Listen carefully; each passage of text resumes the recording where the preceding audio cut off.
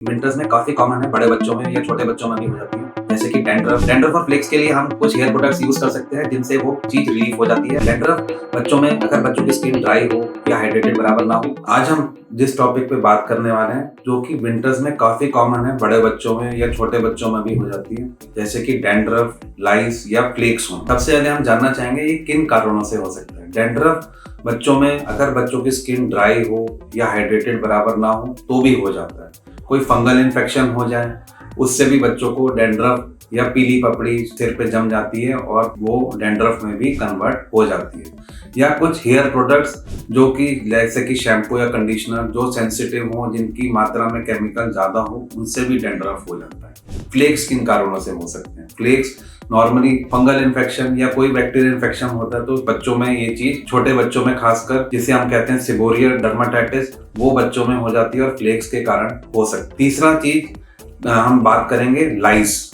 जो कि बच्चों में, सिर में कई बच्चों में जूम हो जाती हैं। वो विंटर्स में, वैसे तो ये ईयर राउंड लॉक कभी भी हो सकती है, बट विंटर्स में होने की चांसेस ज्यादा होती है।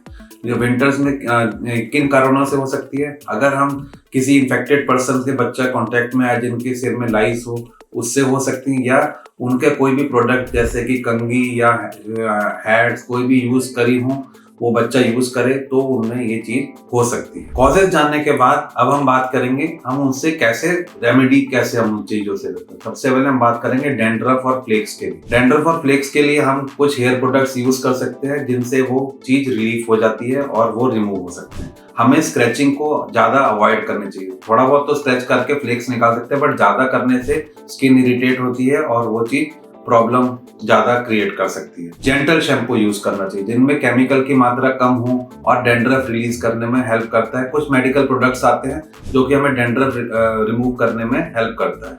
हमें उनमें कंडीशनिंग रेगुलरली करना चाहिए। हेयर अगर प्रॉपर कंडीशनर रहते हैं तो उसमें डैंड्रफ होने की चांसेस कम हो जाती है। टाइम टू टाइम बच्चों की स्किन को ऑयलिंग जरूर करना चाहिए। ऑयलिंग करने से एक तो बच्चों के बाल मुलायम रहते हैं और डैंड्रफ भी कम से कम पाए जाते हैं। सॉफ्ट ब्रिसल ब्रश यूज करना चाहिए फ्लेक्स को हमें रिमूव करने के लिए, उससे फ्लेक्स आराम से निकल जाती है। बच्चों को एडवाइस करना चाहिए कि स्टाइलिंग प्रोडक्ट कम से कम यूज करें, जैसे कि जेल या हेयर फिक्सर, इनसे भी बच्चों को डैंड्रफ जल्दी हो जाती है, तो इन सब चीजों का हमें अवॉइड करना चाहिए।